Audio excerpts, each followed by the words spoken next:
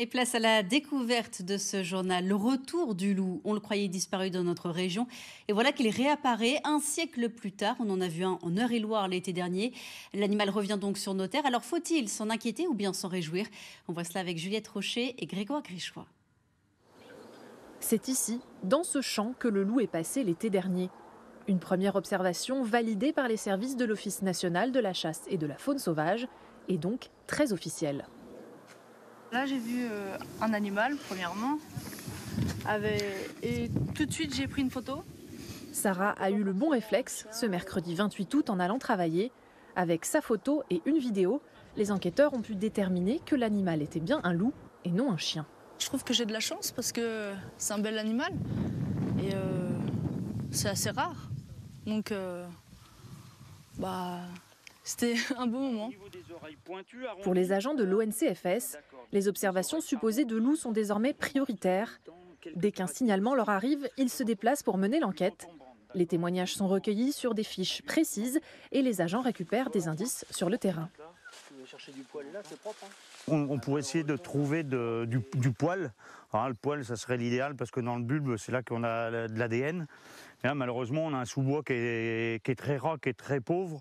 On n'a quasiment pas de ronces. Donc un loup qui est assez haut sur pattes a peu de chances de laisser des indices de présence, de laisser notamment du poil. Une fois récupérées, les données sont remontées et analysées dans les bureaux.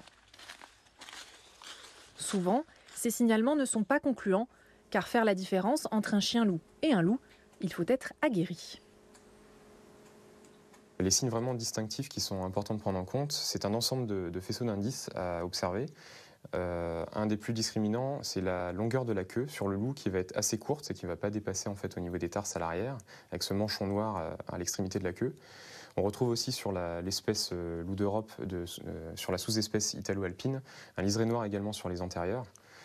Et ensuite, ce qu'on va rechercher également, c'est ce masque labial, donc le pelage blanc au niveau des joues, et également un pelage nuancé sur l'ensemble du corps, avec une présence de zones plus claires sur le ventre. Et enfin également la forme des oreilles sur le loup qui va être arrondi, des oreilles assez courtes et un peu écartées. L'ensemble de ces indices permettent de déterminer si c'est un loup ou pas. Souvent, les observations fugaces ne peuvent pas aboutir parce que les témoins n'ont pas toutes ces clés en main. Et c'est bien le travail de l'ONCFS, faire de la pédagogie. C'est important de rassurer les gens parce que nous on leur en parle du loup, la façon dont on leur en parle, ça dédramatise déjà. On leur explique que le loup ne va pas venir les agresser à la sortie du village, qu'il ne va pas venir manger les enfants à la sortie de l'école, et que le loup c'est plutôt un animal qui est craintif, c'est-à-dire qu'il n'a pas peur de l'homme, mais bon, il ne va pas chercher à l'approcher. Et qu'un animal qui serait vu comme on a eu les cas dans un village, 9 chances sur 10, on sait très bien que c'est un chien, quoi. Démystifier le loup, c'est aussi ce que fait France Nature Environnement. Depuis 2017, l'association a créé un groupe de travail sur l'animal. Son but, apporter des données scientifiques sur l'espèce et répondre aux questions du public, des éleveurs et des chasseurs. La meute, elle est composée de la femelle et du mâle dominant et des petits de l'année, éventuellement de l'année d'avant. Mais les petits, ça grandit, et donc ça part après. Ça quitte la meute, ça quitte la famille. Et ça va chercher un territoire et de la nourriture et un compagnon pour s'accoupler. Donc en moyenne, l'installation de la nouvelle meute par rapport à la meute d'origine, c'est à peu près 200 km. Mais en pratique, les jeunes mâles un peu tout fous qui cherchent des territoires nouveaux peuvent faire des centaines de kilomètres, dont 100 parfois en une nuit, ça arrive. Pour les naturalistes, le retour du loup pourrait rétablir un certain équilibre dans l'écosystème régional.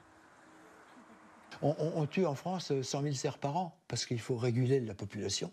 Il y a un problème énorme avec les sangliers, les chasseurs s'en plaignent, les agriculteurs, tout le monde s'en plaint.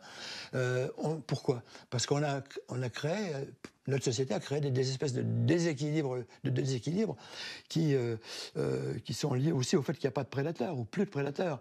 Donc faire revenir le loup, c'est très ambitieux, enfin le faire revenir, le laisser revenir plus exactement, c'est très ambitieux parce que ça veut dire s'attaquer à une espèce de commencement, de début de reconstitution des équilibres naturels. Aujourd'hui, un loup est passé en région centre et ça ne veut pas dire qu'il y est installé. Depuis ces 5 dernières années, il a été observé dans l'Aube ou dans la Nièvre. Pourtant, il faudra quelques années et beaucoup de pédagogie pour que le loup se fasse accepter en forêt d'Orléans ou en Sologne.